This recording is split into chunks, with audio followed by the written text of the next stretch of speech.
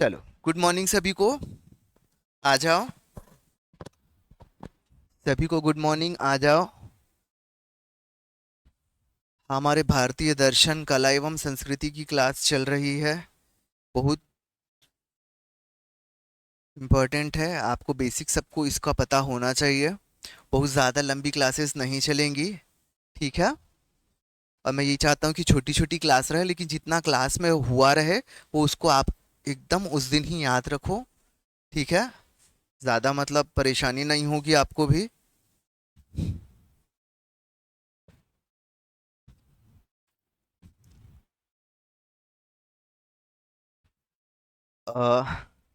मूर्तिकला हमारा last class में शुरू हुआ था।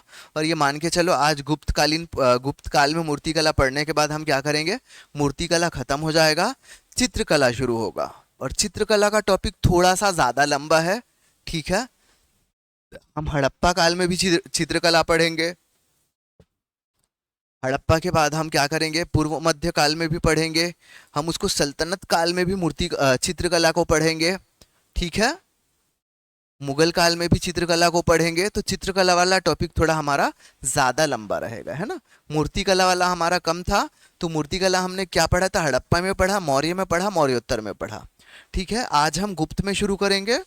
और गुप्त वाला ही आज छोटा सा टॉपिक है, वो ख़त्म भी हो जाएगा। शायद 20 मिनट 25 मिनट की क्लास रहेगी आज की भी। ठीक है। किसी को कोई पुराना डाउट रहेगा तो क्या करना, एक मैसेज में लिख के या जैसा भी आपको सही लगे, व्हाट्सएप के जो हमारे चैनल है उसमें मैसेज कर देना आप, या फिर टेलीग्राम में में मैसेज कर देना कि सर मूर्तिकला में या चित्रकला में या दर्शन शास्त्र में इस टॉपिक को लेके आप डाउट है, तो मैं आपको अपने कन्वीनियंस के हिसाब से कॉल बैक कर लूँगा। क्लियर है सबको। या फिर अगर हो सकेगा तो उसको मैं एज इट इज़ व्हाट्सएप में अगर बड़ा सा लिख के समझाते बना तो मैं वैसा भी कर दूंगा। ठीक है। और मैं एज्यूम कर रहा हूं कि आपको समझ में आ रहा है। और अगर नहीं आ रहा है तो मैसेज करना। आवाज क्लियर है कि नहीं है, एक बार मेंशन कर दो। हम्म। आवाज क्लियर है या नहीं है, एक बार मेंशन कर दो।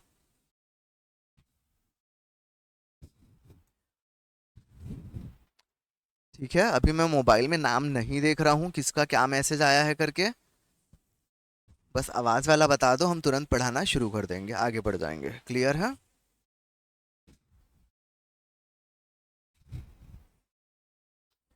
चलो शुरू करते हैं आज। कल हमारा मौर्योत्तर काल तक के हो गया था, जिसमें हमने पढ़ा था गांधार शैली, मथुरा शैली, अमरावती शैली। किसी को कुछ डाउट तो नहीं है, छूटा तो नहीं था किसी का कुछ। अगर छूट गया रहे तो वीडियो को आगे पीछे करके आप बार बार एक प्रॉपर नोट्स बना लेना। ठीक है। आने वाले टाइम में जब पूरी क्लास खत्म हो जाएगी तो मैं इसको फिर बाद में प्राइवेट करवा दूंगा। ठीक है। तो इसलिए आप थोड़ा सा डेडिकेशन के साथ नोट्स भी बनाओ, ताकि ये मत सोचो हमें हमें तो यहाँ तो मिल जाएगा। ठीक है। इस चक्कर में आप लोग फिर नोट्स बनाना बंद कर दोगे। इसलिए अभी अच्छे से पढ़ लो, बाद में उसको प्राइवेट कर भी सकता हूँ अगर लगा। चलो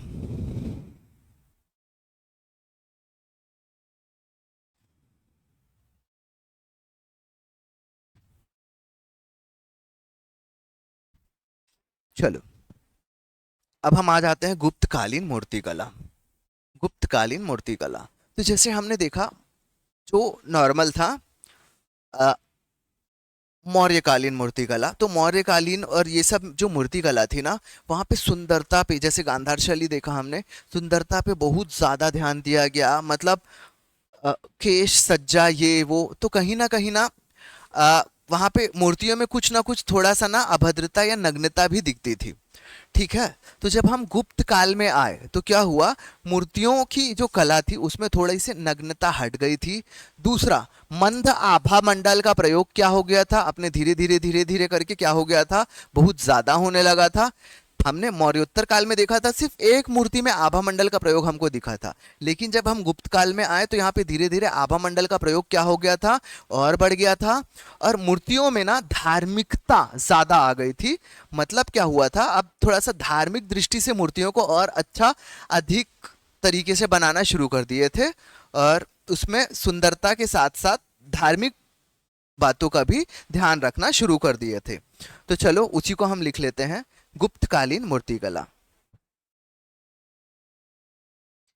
मूर्तियों से नग्नता हट गई, ध्यान व धार्मिक भक्ति से पहले से और ज्यादा ध्यान दिया गया, मंद आभा मंडल का प्रयोग करना प्रारंभ किया गया। अब यहां पर आभूषणों के स्थान पर केश सज्जा को अधिक महत्व दिया गया। आभूषणों के स्थान पर केश सज्जा को अधिक ध्यान दिया गया।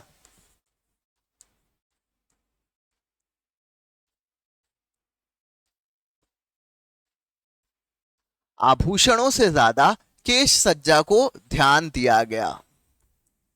आभूषणों से ज्यादा केश सज्जा के ऊपर ध्यान दिया गया।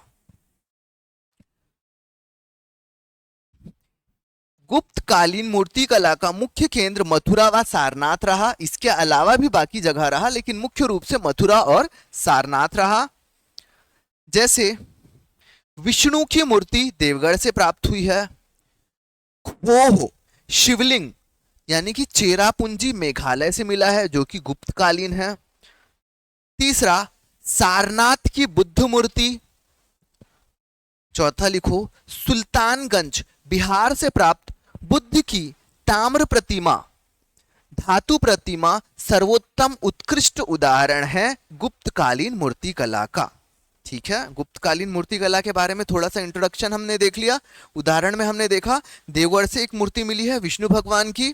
ठीक है, दूसरा खोह यहां से चेरापूंजी में मेघालय में एक मूर्ति मिली है शिवलिंग, बहुत अच्छी सी। सारनाथ में बुद्ध की मूर्ति मिली है।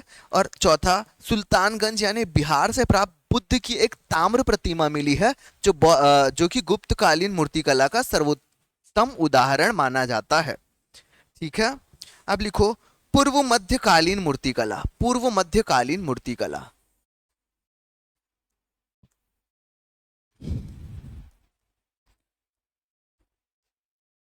पूर्व मध्यकालीन मूर्ति कला, पूर्व मध्यकालीन मूर्ति कला, पूर्व मध्यकालीन मूर्ति कला, पूर्व मध्यकालीन मूर्ति कला। इसमें हम पढ़ेंगे चोल मूर्ति कला, पाल मूर्ति कला, ओडिशा के गंगवंश वहां पे मूर्ति कला, चालुक्य मूर्ति कला और चंदेल मूर्ति कला। ठीक है, सब में दो दो दो दो दो दो दो दो पॉइंट। जो मतलब क्या था, पूर्व मध्य काल में क्या हुआ था, छोटे छोटे छोटे अलग अलग जो राजवंश थे ना, उन्हीं के में अलग अलग तरह से पैटर्न में मूर्ति कला को उन्होंने क्या किया था, प्रचलन में लाया था।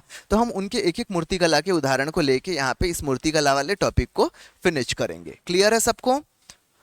चलो, सबसे पहले लिखो चोल। चोल, इसमें एकदम आराम से लिखो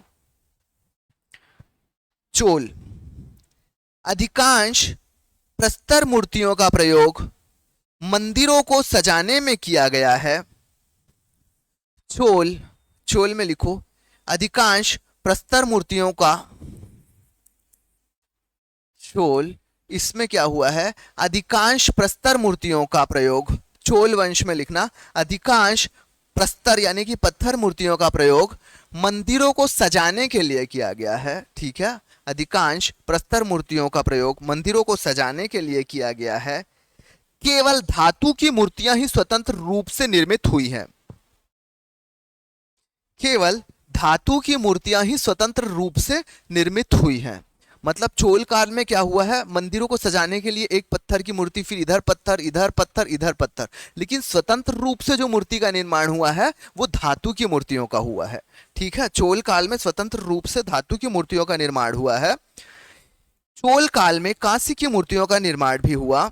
उदाहरण के लिए नटराज की मूर्ति किस काल में बनी है, चोल काल में बनी है।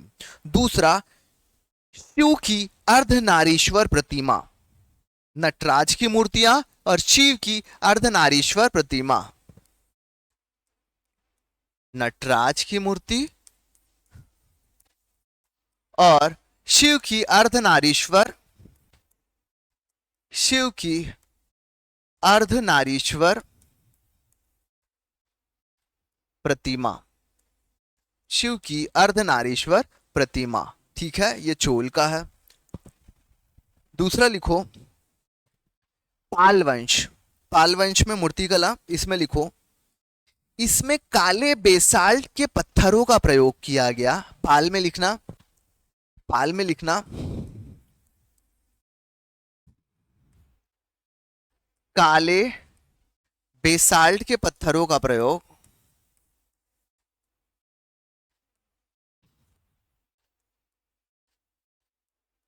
काले बेसाल्ट के पत्थरों का प्रयोग प्रस्तरों का प्रयोग मात्र आगे की तरफ से इन्हें क्या किया जाता था, तराशा जाता था।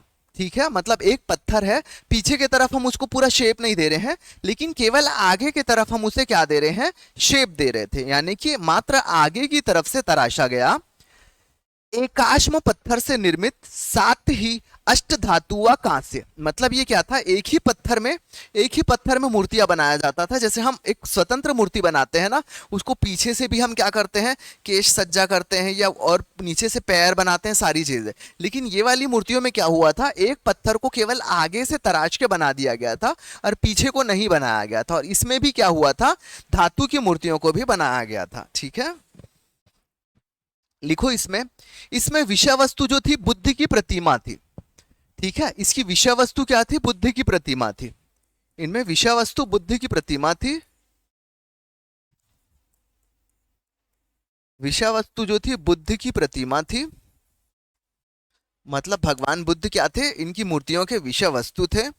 ठीक है, आगे लिखो, इन मूर्तियों का निर्माण पालकालीन महान कलाकार धीमान व उसके पुत्र विटपाल की देखभाल में हुआ है। धीमान और उसके पुत्र विटपाल की देखभाल में हुआ है। ठीक है, याद रखना, धीमान और उनके पुत्र विटपाल की देखभाल में हुआ है। विटपाल, धीमान और उनके पुत्र विटपाल, इन दोनों की देखभाल में क्या हुआ है, इन सभी प्रतिमाओं को क्या किया गया है, निर्माण किया गया है। थोड़ा सा बोरिंग भी कई बार लग जाता है, क्योंकि हम एक एक पॉइंट लिखा रहे हैं। जब हम पूरी कहानी के साथ लिखाते हैं तो फिर क्या रहता है, इंटरेस्ट आता है। तो अभी आपको प्री ओरिएंटेड या जो भी है, आपको इतना ही पढ़ना है। ठीक है, ज्यादा मत नहीं पढ़ना है, इसलिए आपको मतलब ज्यादा टाइम ना लगे करके ऐसे छोटे शॉर्ट में लिखा रहे हैं, ताकि कम टाइम में ज्यादा चीजें आप याद कर सको। ठीक है, चलो, चोल और पाल के बाद आप लिखो ओडिशा। ओडिशा के गंगवंश वाले जो थे, ओडिशा। अब हम ओडिशा के राजवंश के बारे में देखेंगे। ओडिशा, ओडिशा में क्या चल रहा था, यहां पे लिखो, कोणार्क मंदिर में उछलती हुई अश्व प्रतिमाएं, कोणार्क मंदिर में उछलती हुई अश्व प्रतिमाएं, कुछ मूर्तियां,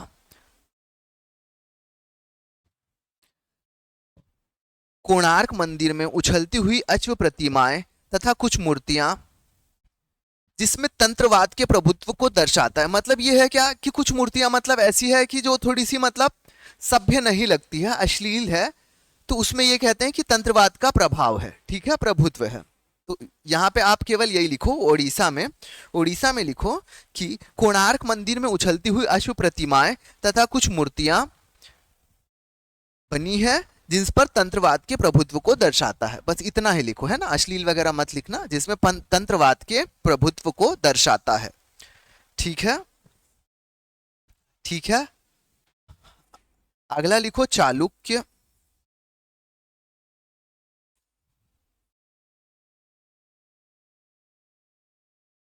अगला लिखो चालुक्य। अगला लिखो चालुक्य। चालुक्य में लिखो, गुजरात के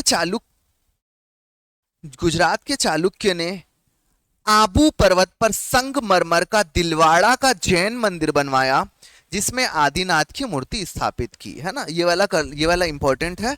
चालुक्य ने दिलवाड़ा, चालुक्य लिखो, गुजरात के चालुक्य ने आबू पर्वत पर एक संगमरमर का दिलवाड़ा का जैन मंदिर बनवाया है।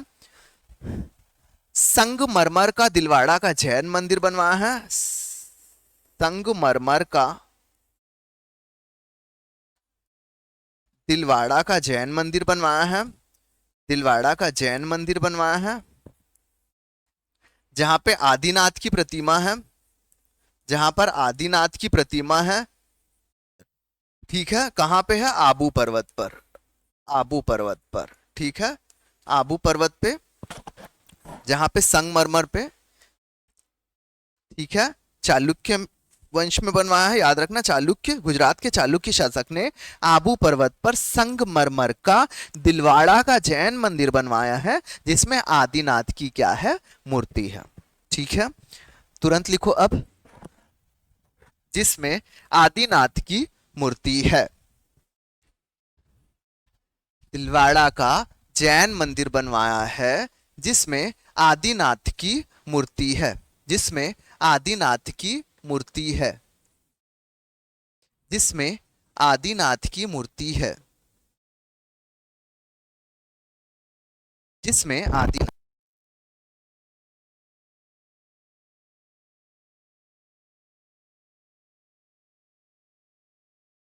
ठीक है, चलो उसके बाद आप लिखो, चंदेल, चंदेल शासकों ने खजुराहो का मंदिर बनवाया, देवी देवता पशु खजुराहो का मंदिर, मतलब चंदेल वंश में खजुराहो का मंदिर देवी देवता व पशु पक्षी के अनेक शैलचित्र,